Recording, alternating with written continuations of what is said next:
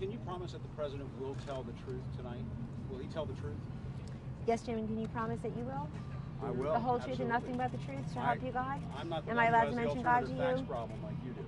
No, Will but the president, Jim, I know that's a cheat. Make sure that goes viral. Okay. This is why, by the Can way, you this is why I'm one of guarantee the that only president's people speech will around pass here a who fact even check? gives you the time of day. Can you guarantee And that the let me president's just speech will get pass back a in fact your check? face, because you're such a smart ass most of the time, and I know you want this to go viral. A lot of these people don't like you. But let me just be respectful to the media at large, as I always am. I explained that was alternative information, additional facts. And I explain it many times. And don't you put it back in my face for all the corrections that your network needs to issue. I was on your network 25 or 26 times in 2018. I'm one of the last people here who even bother to go on. And the disrespect that you show to me personally, I'll just look past. Ma'am, No, and don't call me ma'am to make it up. Tonight.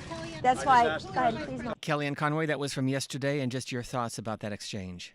Well, I think it speaks for itself. You had a serious working White House press corps reporters asking wise questions, not issuing wise cracks. And their questions were everything from what you just asked me, Steve, which is, will the president declare a national emergency? What can we expect from his speech tonight? What will be new? What do you expect Schumer and Pelosi to say in their rebuttal? Is he going to the border? What will he do there? What do you say to Republicans who say X? They were asking serious questions, and then you get the wisecrack. There's one in every crowd at least. And notice how, yet again, Kellyanne Conway does not draw first blood. But I am not going to allow I suck it up and swallow hard many times when I am insulted because of where I work. And I work for the country I love that's given me and the single mom who raised me so much that I'm happy to give back in a modest way through my service here. But I'll be darned if I'm going to sit down and take it and be bullied by someone who's known for it.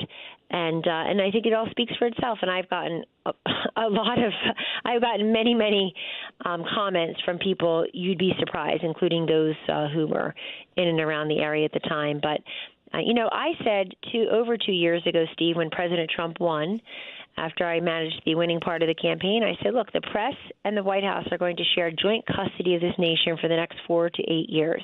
And we ought to find a way to responsibly co-parent, as the modern lingo goes. And I still believe that. That's why I said I show respect to and engagement with the press writ large. And I'm just going to look past the personal slights like I always do. But I am watching.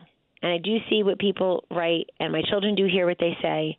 And I try to explain to them, just don't be a miserable person. That's not about any one reporter, including that one for sure.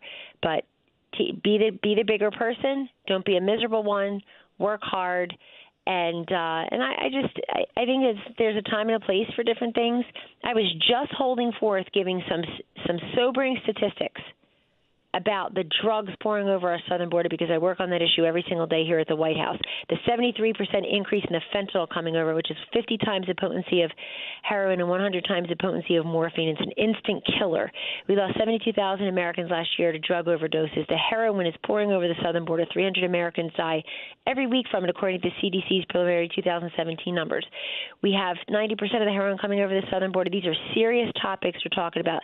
The people who are smuggled, those who have been murdered by illegal aliens who should not have been there. The president told us some of it last night. I have personally hugged and talked to and wept with the angel moms and dads. So I don't need a reporter to then get in my face and be personal and insulting to my boss or to me, and by extension to the country. Ask a legitimate question, ask a wise question instead of giving a wise crack, and you'll get an intelligent answer. And you have been on CNN a number of occasions. Will you go back? More than anybody around here. And yes, I have. An average of once every 2 weeks. And by the way, invited to go on much more often than that.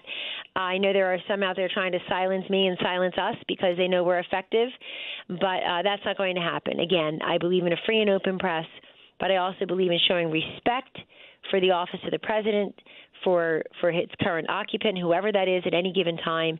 And I also believe in showing respect for the people's house, and we're out there on the south lawn in the driveway of the White House, happy to answer people's questions. Sometimes I face unreasonable questions, and I still try to answer them. I certainly face repetitive and duplicative and in many cases irrelevant questions, happy to try to answer them when I can.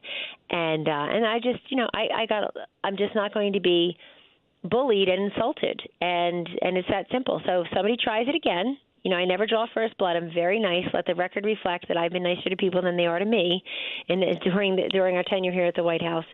But if anybody bullies me again, they can expect the same kind of treatment. On a very busy day, Kellyanne Conway joining us from the White House. Thank you for joining us here on C-SPAN. Thank you, Steve. All the best to the C-SPAN audience. Thank you.